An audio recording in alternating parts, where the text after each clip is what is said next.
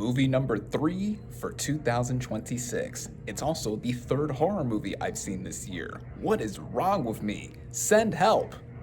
Literally, no pun intended. What is up, everybody? Random Random Man here. First off, before I get into the rest of this video, I wanted to address some breaking news that I had multiple people text me about as I first saw my phone after this movie that I'm about to review ended and I was leaving the theater. And it is that actress Catherine O'Hara has passed away at the age of 71.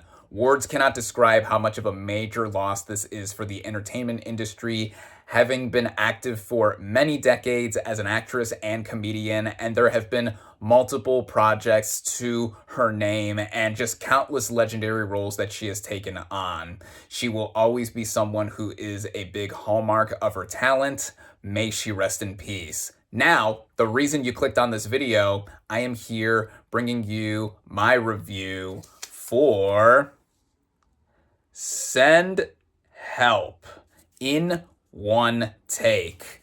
Now, the plot of this film follows an employee and her boss as they get stranded on a deserted island after a plane crash, and they attempt to survive as tensions between them rises. Going into this movie, I had moderate expectations going into it.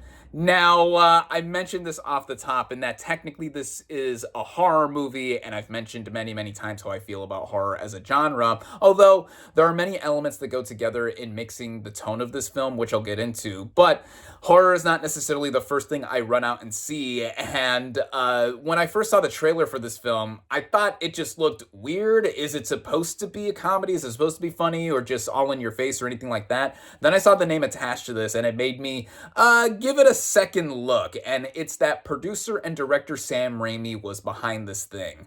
So he is a legend for many things that he has done as well behind the camera. Growing up, people my generation mostly know him for his Spider-Man film trilogy, and in between having done a lot of other things like Oz the Great and Powerful and just stuff that hasn't been really in his horror roots, this looked like it was going to be something he is returning to. His previous film was another superhero film in the Marvel Cinematic Universe, Doctor Strange in the Multiverse of Madness, which I liked more than most people given the angle of Scarlet Witch in it. And then this is also not only his first horror movie in over a decade and a half, but this is his first R-rated movie in a quarter of a century. So I thought that given the two leads in the film and what Raimi looked like he was going to bring as a director of horror once again, I was going to give it a chance because he made a name for himself in doing horror. His feature directorial debut was The Evil Dead from 1981, spawning a huge franchise. He also directed Evil Dead 2 and Army of Darkness after that. So yeah, again, I was looking to see what he could do once again with the genre. Starting out with the cast and their performances, we have Rachel McAdams as Linda. Now, she is a worker in strategy, as has been placed in many emphasizing moments across this movie, although she keeps getting called Linda from accounting. That's not what she does. She does strategy and planning. She works in this big corporate office type space, and she mostly keeps to herself. She lives alone and talks to mainly herself and her pet bird, and is someone who's vying for a promotion, but then her new CEO slash boss comes in and complicates things before we get into the main hook of the film, and that a plane crash strands her and her boss. I would liken her performance into being something like what Michelle Pfeiffer did as Selena Kyle in Batman Returns, and the evolution of how the character goes kind of mirrors that in a lot of ways, because once she is on this deserted island, she becomes more in her element, as it's made clear early on that she is a survival nut and even auditioned at one point to be on the show Survivor. So that helps her a lot in terms of her own survival, literally, and just how the plot does progress. McAdams, I think, did magnificently with this role. There's also the other main lead of this film, and that is Dylan O'Brien as her boss, Bradley. Now, he is someone who is clearly arrogant, egotistical, stuck up. He's the son of the previous CEO. And yeah, the moment that both him and Linda are on screen together, there's obviously a clear animosity, or at least something between them that obviously just made them like at odds, and further at odds, even though they're supposed to be together. After this business trip they were going on crash lands on an island not far from Thailand where they were supposed to go. And O'Brien, I think, sells this role really well. At times, he went over the top when he needed to. Same thing with McAdams, but the chemistry between the both of them and them making this a two-hander, just having this all come together, is the main reason this movie does work all together, what with their performances and all. And it's mainly the both of them throughout this entire movie. There are supporting characters at the beginning here, too, but clearly some of them who are on the same plane, all of them on the same plane, didn't make it. But seeing both of them together and support this whole narrative, I think, is what helps this movie move along well, and this gets me into the writing of this film. At first I was thinking, this is a nearly 2-hour survival thriller, I guess you would say, with elements of horror and comedy. How would this all be supported together for that running time? Well, the first 30-ish minutes or so, I want to say, going into the first act, up until the plane crash does happen, we get an idea of McAdams' character, and then also the whole environment at the office, and then we get into the real meat and potatoes of this film with the whole deserted island setting. And I think the movie really takes itself in stride because it also establishes a tone that is purposely comedic in many instances. Because some of the characters, I mean, mainly our two leads, of course, they're in kind of a heightened or elevated kind of manner in that they're talking and saying things like, you know, with a certain expression or execution. And this obviously goes with the whole dire situation of being stranded on a deserted island between Linda and Bradley. So that, I think, helped out in that the movie had a certain set about it that just helped keep going. And I was actually on the movie's wavelength for a lot of it. And I think that, you know, with how Linda knows all the survival stuff, and then Bradley specifically, once he washes up on shore, he has a messed up leg. So while he is talking a lot of crap to Linda in that they couldn't imagine being in the situation together, he has to rely on her for a lot of it, and then a lot of mind games are played between the both of them and how they are supposed to be ops, but then also they can't be ops because, you know, obviously it's a literal life or death situation as they are stranded on the island for what it seems like weeks.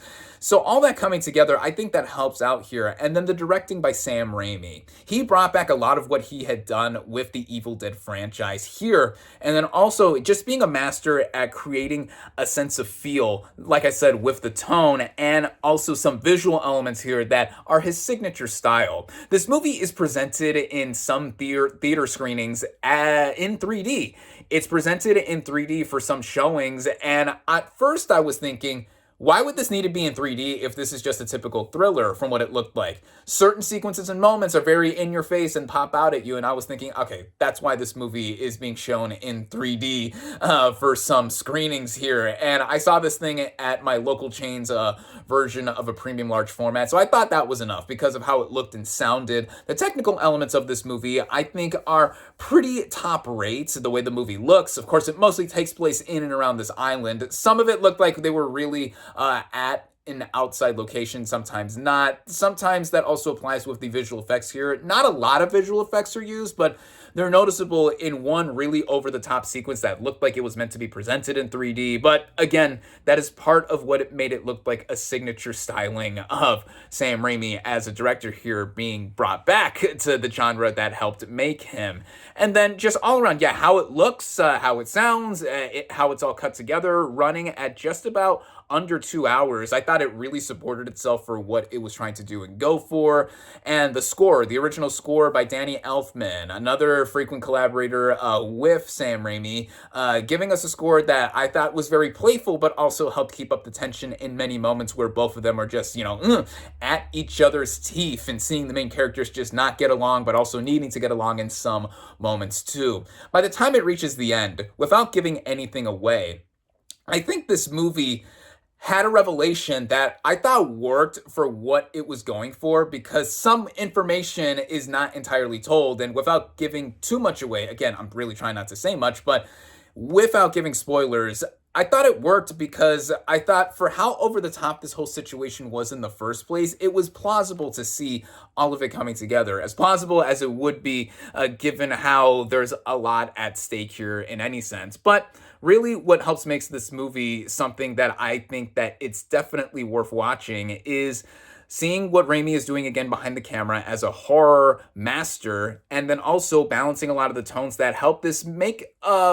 this movie more mainstream and a lot more accessible to someone like myself. As now that we're wrapping up January of 2026, again, the three movies that I have seen and reviewed so far this year slash month are all horror related, and at minimum, they're good. I would say that I put this in between Primate and 28 Years Later, The Bone Temple in terms of my enjoyment of Send Help, as I really enjoyed this film.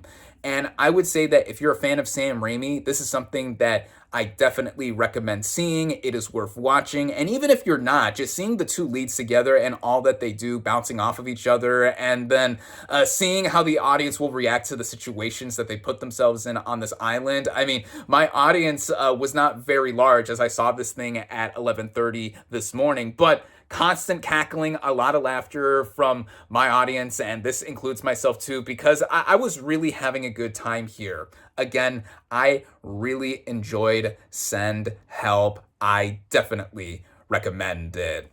With all of that being said, my final verdict for Send Help is 4 out of 5 stars. Thank you all, as always, for watching. Be sure to like this video, comment on what you thought of Send Help. Social media links in the description. Subscribe to my channel for more, and I'll catch you on the next movie review.